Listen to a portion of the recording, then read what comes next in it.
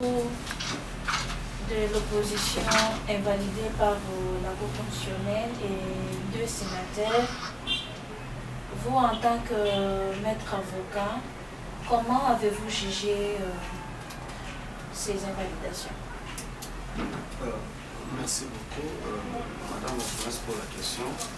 Ici, je parle beaucoup plus comme secrétaire d'éducation qui suit de très près une organisation de la société civile, qui suit de très près la question du processus électoral et qui a dénoncé à son temps tout le fait de corruption, parce que nous avons de près sur le terrain une mission d'observation de tous les scrutins au second degré et les scrutins au suffrage universel. Alors par rapport aux invalidations, c'est quand même très curieux de constater d'abord cette heureuse coïncidence de valider seulement, je dis la grande majorité, c'est les députés de l'opposition. Alors, est-ce que c'est une coïncidence simple ou c'est prémédité? Ça, c'est d'abord suspect. Et deuxièmement, par rapport à l'agitation, par rapport à la précipitation et même par rapport au retard de prononcer de cette décision, on se pose la question qu'est-ce qu'il y a eu, même si la Cour peut donner l'argument par rapport au nombre très réduit de magistrats. Mais je pense, à mon avis, que cela ne suffit pas trop. Cela ne suffit pas trop. Alors, pour arriver au fond de ces mêmes invalidations, à voir seulement le nombre de voix, parce que tous ceux qui sont là, leur liste était déjà programmée comme des listes ayant atteint le seuil national de représentativité. Donc, il n'y avait plus question de seuil de représentativité. Et même, on peut invoquer le système électoral que la CENI a mis en place pour programmer tel ou tel. Là, ça ne suffit pas encore. Je prends un exemple, un député qui a été élu à 26 050 voix est invalidé, alors que sa liste avait atteint aussi la seuil de représentativité. Mais ce député est invalidé au profit d'un autre qui n'a reçu que 600 et quelques voix. Alors, je ne sais pas si, dans ce cas-là, on peut aussi évoquer encore la question des listes. Parce que la CENI avait déjà fait cet exercice-là. La question du système électoral, si la CENI avait programmé, c'est que la CENI avait déjà tenu en compte le système électoral, c'est pourquoi il a programmé tel et tel.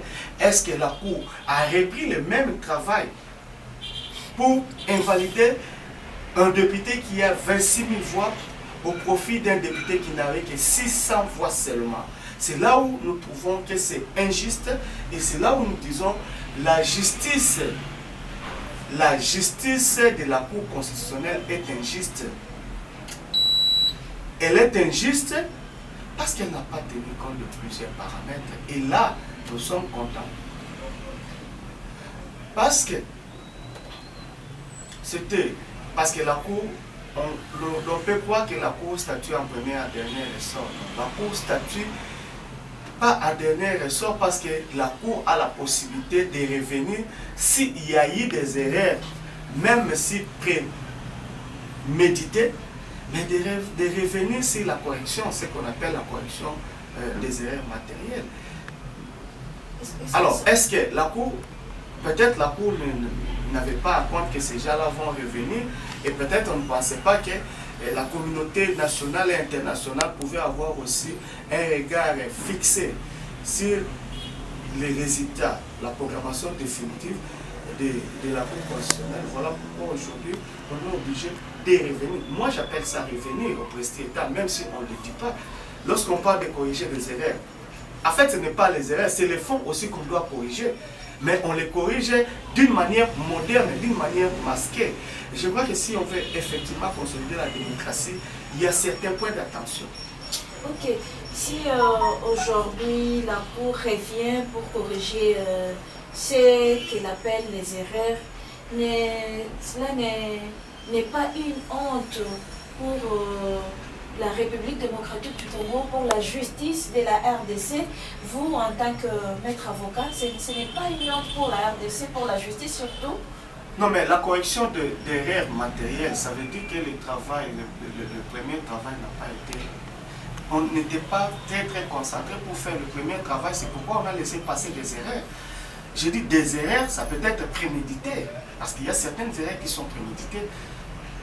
Et moi, je crois que c'est quand même... bon, c'est quand même un coup dur aussi par rapport à notre démocratie, parce que là, on risque de croire qu'on a tout fait pour mettre de côté la démocratie au sein de l'hémicycle. La démocratie veut dire qu'il ne faudra pas qu'il y ait seulement une seule pensée, il faut qu'il y ait deux pensées et faire la contrebalance pour que nous puissions effectivement dire que nous sommes un pays démocratique. Et là, nous pensons que le président de la République, comme garant des institutions, il a déjà commencé. Vous avez vu dans quel état est-ce qu'il était lorsqu'il a reçu nos beaux magistrats. Et tout le monde a constaté qu'il était dessus et il n'était pas dans ces états. Je crois qu'ils ont fait confiance à cette institution, le président de la République, et il va essayer un peu de pousser la Cour à bien gérer la frustration des uns et des autres, parce qu'il y a une grande couche de la population et qui est frustrée. Vous avez appris juste au lendemain de la proclamation des résultats de la Cour constitutionnelle, il y a eu des manifestations ça et là, il y a eu des maisons qui ont été brûlées, il y a eu des casses, tout ça c'est l'expression de la population. Je crois qu'on ne peut pas aussi sacrifier cette expression de la population au nom de dirigisme. On a invalidé près de 23 et il paraît que ça continue. Mais c'est aussi un message, ça veut aussi dire que la Cour a corrigé le travail que la CENI a fait, que la CENI n'avait pas fait un bon travail. Et la CENI a programmé des gens qu'on ne pouvait pas, des gens qui n'avaient pas la qualité. Donc, moi je crois qu'il y a quand même des choses qu'il faut corriger.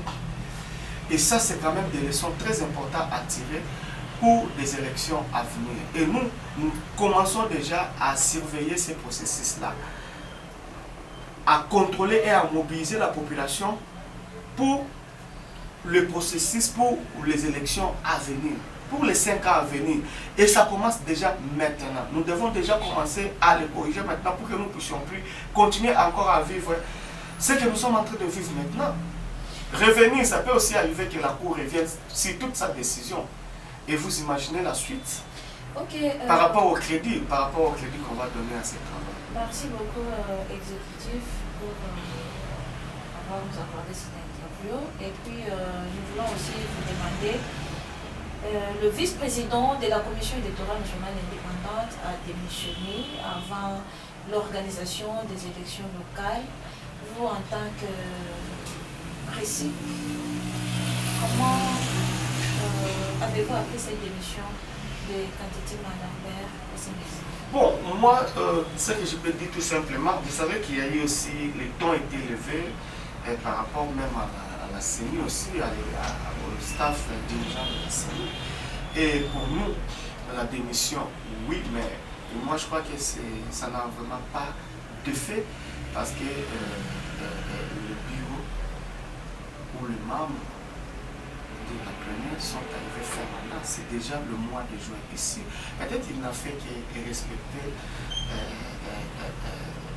le délai légal en anticipant de quelques jours seulement pour dire que moi je démissionne. Bon, si vraiment par rapport à cela, si vraiment qu'il a respecté les textes, je crois que c'est quand même, bon, c'est quand même à applaudir. Mais s'il y a eu d'autres motivations, je crois que c'est pas bon, parce que moi je ne connais pas la motivation cachée du VP, du vice-président. On ne connaît pas la motivation profonde, mais nous pensons quand même qu'il a quitté au bon moment. Et ce n'est pas une grande perte, parce qu'on savait qu'il allait partir, même pas par la démission, mais par l'arrivée au terme du mandat que les législateurs leur avaient confié. Et les élections locales? C'est un cheval de bataille pour nous. Écoutez, madame, la démocratie pour nous, c'est une démocratie que nous voulons consolider au niveau des institutions locales. Parce que lorsque les institutions locales sont démocratisées, effectivement, lorsqu'il y a une administration très forte au niveau local, vous pouvez ne pas avoir des institutions au niveau du pays, mais le pays va fonctionner. Je vous donne l'exemple de Belgique. La Belgique a fait peu de 2 ans sans gouvernement, mais le pays a été géré. On délivrait les visas, les actes d'état civil et tout. Voilà pourquoi nous accordons quand même une attention soutenue aux élections locales. Nous disons que les élections locales, c'est vraiment le socle de la démocratie, c'est les balisantes de la démocratie. Et nous commençons déjà à les réclamer cette élection-là. Et nous voulons que ça ne soit pas comme les élections que nous avons vues au niveau des députations nationales, au niveau de chaque échelon. Nous ne voulons pas que ça soit comme ça. Nous voulons que ça soit vraiment la démocratie et que le peuple garde sa démocratie parce que c'est au niveau local, parce que le peuple va faire un effort pour mettre en place ses dirigeants de proximité. Oui, aux élections locales, mais l'organisateur de ces élections, l'organisatrice qui est la CENI, va être bientôt démissionnaire et qui va les organiser? C'est ça mon souci. Non, mais pas démissionnaire, mais la CENI doit nous faire rapport. La CENI doit faire un rapport au Parlement. C'est ça l'essence de la redevabilité. Mais écoutez, la CENI a une administration. Les organes là sont des organes politiques. Donc je crois qu'il ne faut pas mettre ça dans la tête que si aujourd'hui le bureau de la CENI est parti, qu'on sera bloqué, qu'on ne sera pas organisé les élections locales. Non, ça sera une raison fallacieuse. Je crois que l'administration est là. Je crois qu'il y a déjà un travail qui a été fait. On a déjà un fichier électoral. Je crois que rien ne pourra nous empêcher pour organiser ces élections. Le moyen, oui. Mais je crois que ce gouvernement doit, même si le gouvernement n'est pas encore là, mais quand même, lorsqu'il sera investi, je crois que le premier point à traiter à toute urgence, c'est ça, l'organisation des élections locales. Nous ne pouvons pas avoir des institutions qui marchent à double vitesse, des institutions élues et des institutions non élues qui vont toujours continuer à donner les bonus comme on avait donné aux sénateurs et aux députés provinciaux de la législature passée. Ça, ce n'est plus un cadeau, nous ne sommes plus à l'époque du cadeau, nous sommes à l'époque où on laisse à la population cette liberté de décider, de laisser la population le droit d'agir et de donner le pouvoir à la population de sanctionner tous les dirigeants qui estiment qu'ils ne cadrent pas avec ses intérêts, qui estiment qu'ils mettent en marge des questions vitales de développement de cette population. Oui, maître, il y a une partie de la société civile serait déjà en réunion pour parler, pour chercher les membres qui vont remplacer le bureau de la CENI. Mais vous êtes de la société civile, est-ce que vous êtes au courant de cette société civile-là? Écoutez, la société civile, ce sont des opportunistes, je le dis et je répète, il y a des organisations qui n'existent que lorsqu'il y a des enjeux. C'est maintenant là qu'ils savent qu'ils ont créé, qu'il y a la société civile qui existe et ils vont là uniquement pour bousculer la porte. Non, ça ce n'est pas une bonne manière de faire. Ils ne connaissent pas ce que c'est une société civile, ils ne connaissent pas leur rôle. Et ça, nous dénonçons cela maintenant. Il y a même, j'étais très choqué d'apprendre qu'il y a même un groupe de société civile qui revendique d'entrer au gouvernement. Non, ce sont, je ne peux pas dire des aventuriers, mais des opportunistes. Nous ne voulons pas de ces comportements-là. Il faut vraiment que la société civile puisse bien comprendre son rôle. Son rôle, c'est de ne pas toujours chercher à se positionner, chercher le travail derrière ces sociétés civiles. Les récits fait un travail de mobilisation de la population, mais vous ne m'avez jamais vu aller chercher un poste. Ça, c'est vraiment des organisations qui n'existent que des noms et des organisations qui ont compris qu'aujourd'hui au Congo, pour accéder, il faut créer une petite organisation et lorsqu'il y a des enjeux, faire du bruit pour qu'on puisse attirer une attention auprès de vous et vous attirer pour aller au gouvernement. Non, la société civile n'a pas pour rôle d'entrer au gouvernement. Ça, je l'ai dit. Et je voudrais ici décourager tout cela et je voudrais demander aux institutions et surtout à cette institution présidente de la République de faire tout pour ne pas faire adhérer aussi la société civile dans ces gouvernements. Parce que si nous on est là, qui va contrôler ces gouvernements? Nous voulons une démocratie et la démocratie a des normes. La démocratie a des normes. Notre rôle, c'est de mobiliser la population autour de l'action du pouvoir public. C'est de mobiliser la population pour un suivi et un contrôle citoyen de l'action du pouvoir. Mais si nous-mêmes nous sommes là-bas, qui va faire ce travail-là? Non, je crois que ça c'est seulement des opportunistes. Et ce sont des gens, si vous suivez très bien ces gens-là, ils n'ont jamais une organisation assise.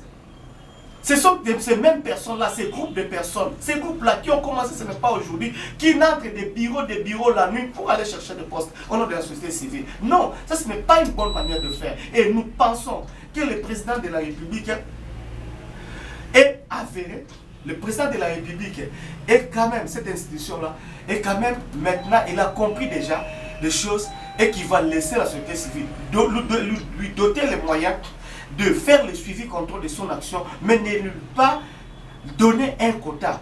Non, nous ne le disons pas parce que nous ne savons pas des portes où ils entrent. Nous pouvons aussi aller entrer dans toutes ces portes-là. Mais c'est moral, nous devons avoir l'éthique, nous devons avoir la moralité. Ça c'est immoral d'aller toujours chercher des postes. Non, si vous voulez des postes, traversez de l'autre côté, à bon et difforme, il y a les gâteaux qu'on partage. Et vous allez au sein de ces partis politiques militer pour accéder au pouvoir. Parce que le but d'un parti politique, c'est d'accéder au pouvoir, de les conquérir et de les conserver. La société civile n'a pas pour ce rôle-là. Cette époque-là est déjà révolue. Nous avons sollicité la démocratie, on a fait des négociations et des négociations. On n'est plus dans cette époque-là de négociations où on pouvait dire, bon voilà, donnons aussi une quote-part à la société civile. Non. Que nos amis qui tiennent des réunions, nuitamment, pour chercher des postes au gouvernement, je vais vous dire tout simplement, ayez le courage de dire que moi j'adhère à tel parti, allez-y solliciter les postes dans ces partis-là. Nous n'avons pas pour rôle, nous la société civile, d'entrer au gouvernement, nous n'avons pas pour rôle, nous la société civile, de prétendre avoir des postes ministériels, non. Et je crois que l'institution présidente de la République a déjà compris. Ça, c'est le rôle des politiciens actifs. Et si vous voulez changer le cas, changez le cas. C'est un droit et nous allons même vous applaudir parce que vous allez prendre les combats. Vous allez prendre tout ce dont vous avez milité au sein de la société civile, les ramener là-bas pour pousser que les choses aillent de l'avant.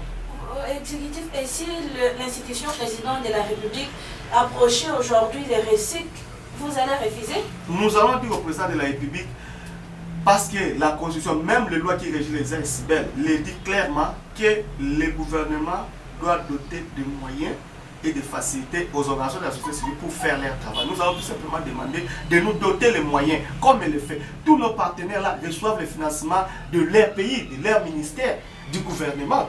Et nous, on n'a pas peur de dire au gouvernement de nous donner l'argent pour faire notre travail. J'ai dit pour mobiliser la population autour de l'action publique, pour pousser le pouvoir public à comprendre que la population est au centre de l'intérêt de l'action publique. Voilà.